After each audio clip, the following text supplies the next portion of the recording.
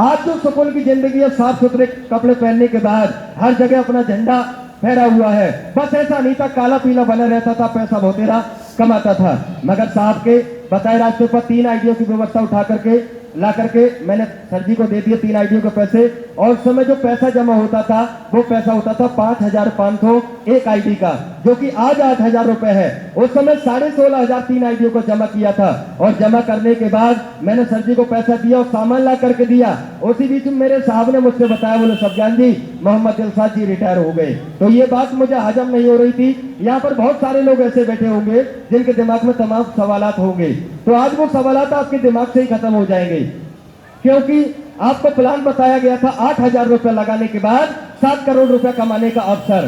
तो लोगों के दिमाग में ये चलती है कि 7 करोड़ रुपया 8,000 लगाने के बाद ये तो हो ही नहीं सकता। और वो लोग इसलिए सोचते हैं क्योंकि उन्होंने आज तक 7 से 8,000 रुपए लगाकर किसी को करोड़पति बनते ही नहीं देखा। मगर यहाँ पर आप नहीं, एक नहीं, 2 लोगों को देख रहे हैं जो आस्था से ड्रीम आउट हो चुके हैं और करोड़पति बन भी चुके हैं। यही बात मेरे सीन ने मुझे बताई थी। जब बताई तो मैं कार्यक्रम देखने गया संजय गांधी करोटिया हाल के अंदर। जैसे आप कार्यक्रम देख रहे हैं ऐसे ही मैंने भी कार्यक्रम को देखा, संजय गांधी करोटिया हाल 26 फरवरी 2015 को मोहम्मद दिलशाद जी का कार्यक्रम। उस कार्यक्रम को देखने के बाद मैंने एक एक लीडर की बातों को ध्यान से सुना था, क्योंकि मैं तो कंपनी की कमी ढूंढने के लिए गया था।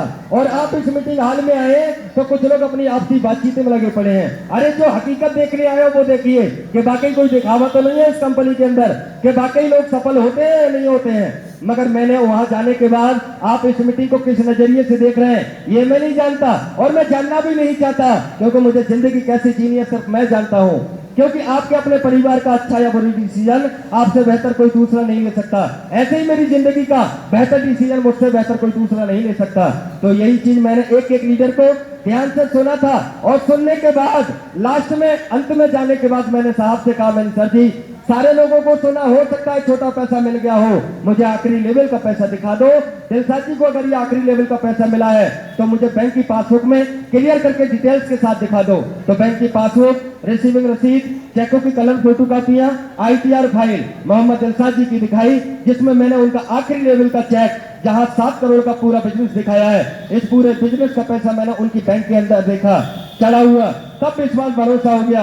उसी बीच में उन्होंने बताया, बोले सफजान जी मैंने ड्रीम आउट 6 से 7 साल के अंदर लिया, ये बड़ी बात नहीं है। बोले मैंने तो लिया, मगर जो व्यक्ति ये बैठा हुआ है जिसके दोनों टांगे नहीं है, इसने 3 साल 8 महीने 11 दिन के अंदर आपका परिवार से 7 करोड़ का बिजनेस पूरा किया। तो ये बात भी हजम नहीं हो रही। ये बात तो हजम इसलिए नहीं हो रही क्योंकि अनपढ़ थे मोहम्मद दिलशाद जी, तो भरोसा नहीं हो रहा था कि वाकई ये 7 करोड़ रुपए कमा पाएंगे। अरे जो व्यक्ति पढ़ नहीं सकता, जो व्यक्ति लिख नहीं सकता, वो 7 करोड़ कमा गया। मगर चलो इनके तो चारों हाथ पर सलामत थे दिलशाद जी के, मगर एक ऐसा व्यक्ति जो चल नहीं सकता किसी दूसरे के सहारे के बगैर, ऐसा व्यक्ति 7 करोड़ कैसे कमा सकता है? वो भी दिलशाद जी ने 7 साल में कमाया, 7 से 8 साल में। मगर ऐसा व्यक्ति जिसकी टांगे नहीं है उसने 3 साल 8 महीने 11 दिन के अंदर आस्था से 7 करोड़ कमाया। तो 7 करोड़ कहने में 7 करोड़ लगता है, मगर कमाने के लिए बहुत बड़ी मोटी रकम है 7 करोड़ रुपया। मैं समझता हूँ 40 से 50 हजार रुपया कमाने वाला व्यक्ति 30 से 35 साल सर्विस करने के बाद 1 से 1.5 करोड़ रुपया कमा पाता है। मगर जो व्यक्ति विकलांग होने के बाद 7 करोड़ यह संभव सा लग रहा था, मगर उनकी ज्वाइनिंग डेट देखी और आखिरी लेवल का चेक देखा, 3 साल 8 महीने 11 दिन के अंदर अर्पण कुमार बाबा जी के जब मैंने रिकॉर्ड देखा, उसी दिन उसी मंच पर उसी मीटिंग को देखने के बाद मैंने एक ही कसम खाई थी, पूरी जिंदगी मेहनत करने के बाद मैं कभी करोड़पति नहीं बन सकता, इतना मोटा पैसा नहीं कमा पाऊंगा। मगर आस्था में अगर ऐसे लोग जो पढ़े लिखे नहीं है, और इन लोगों को पढ़ा लिखा ना होने के बाद भी अनदेखा, जो पढ़े लिखे नहीं है ऐसे व्यक्ति करोड़पति बन सकते हैं। जो व्यक्ति चल नहीं सकता ऐसा व्यक्ति 7 करोड़ कमा सकता है। और 7 करोड़ 7 पीढ़ी का पैसा है। 7 करोड़ 7 पीढ़ी का पैसा, वो भी एक पीढ़ी में 3 साल 8 महीने 11 दिन के अंदर अगर ये ले सकता है तो सफजान तुम्हारे अंदर इतनी बड़ी मर्दानगी नहीं है ताकि तुम ले सको। बस मन में विश्वास कर लिया, जब तक मैं इस आस्था परिवार का ड्रीम हाउस ना बन जाऊंगा, जब तक आखिरी लेवल का चेक न ले लूंगा, तब तक मैं भी चैन की सांस न लूंगा। और मीटिंग समाप्त होने के बाद मैंने तुरंत अपने साहब से एक ही बात कही थी, मैंने सर जी अब बताओ मुझे सिस्टम को करना कैसे करके है। आप लोग मीटिंग आने के बाद तुरंत चल देते हैं और जाने के बाद भी कोई मशवरा नहीं, मगर मैंने इस काम को सीखना चाहता था। मैं इससे करोड़पति बनना चाहता था। मैंने साहब से मीटिंग समाप्ति के बाद एक ही बात पूछी, मैंने सर जी अब बताओ इस काम को करना कैसे का है। बोले सब्जान सिस्टम पूरा समझ में आ गया।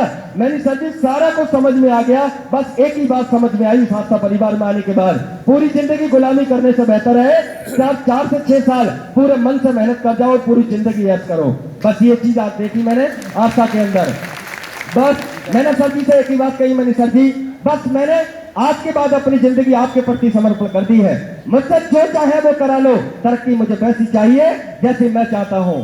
बस मुझसे जो चाहे वो करा लो, तरक्की जैसी मैं चाहता हूँ वैसी मुझे चाहिए। तो उन्होंने भी कहा, बोले सब्जान जी शर्त मेरी भी आपसे एक है।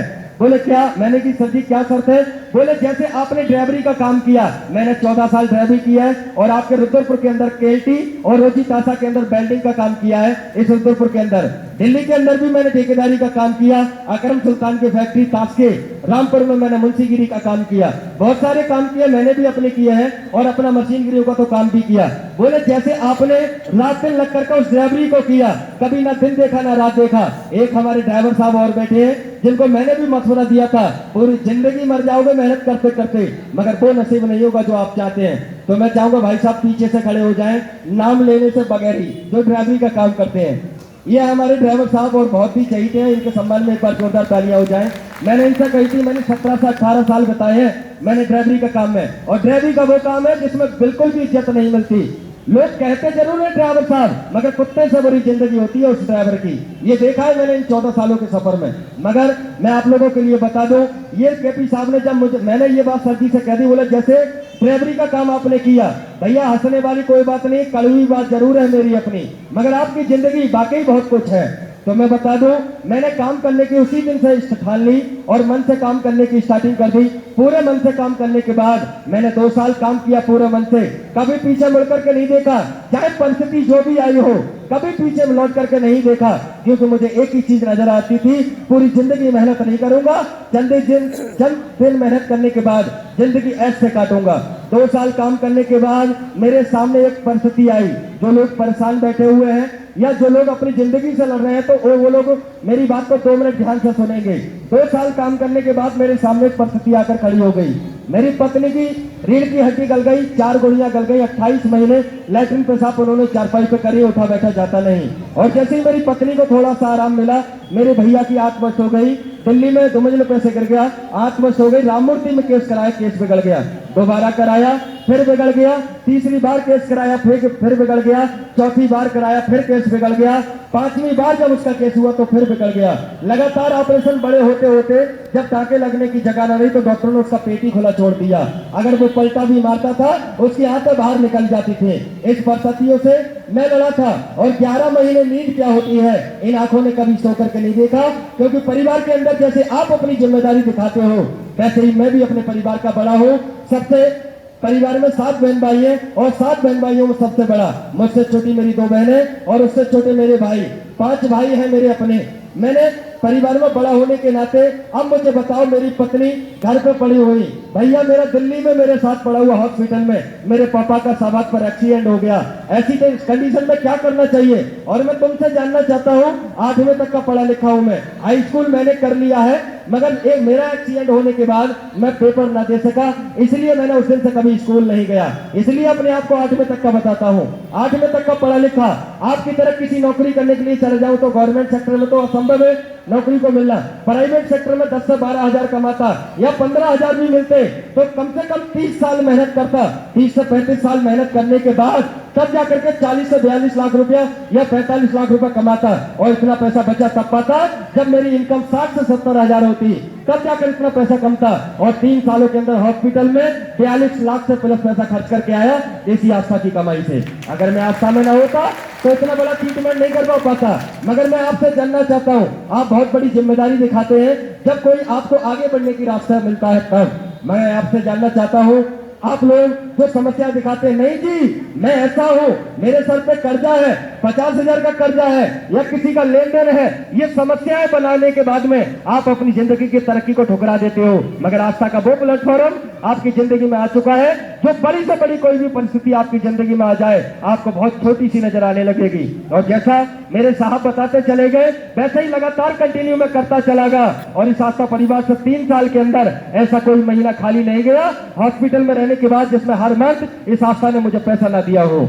हर मंथ कंटिन्यू पैसा दिया। अगर किसी व्यक्ति को शक लगता हो तो मीटिंग समाप्ति के बाद एक एक चेक, बैंक की पासबुक, रिसीविंग रिसीट, चेकों की कलर फोटो कापियां, सारा रिकॉर्ड पाया जाता दिखा सकता हूं मैं आपके लिए कि 3 साल बगैर करे मुझे हॉस्पिटल में पैसा मिला था। ये सब कुछ संभव हुआ मेरे सीनियर की बदौलत। आज सबसे पहले उस ईश्वर का नाम, उसके बाद माँ बाप का, अगर तीसरा अपनी जिंदगी में किसी का शुक्रगुजार करता हूं तो मेरे बिजनेस गुरु आदरणीय कृष्णपाल मौर्य जी का। मैं चाहूंगा उनके सम्मान में एक बार जोरदार तालियां बता दें, जोरदार तालियां।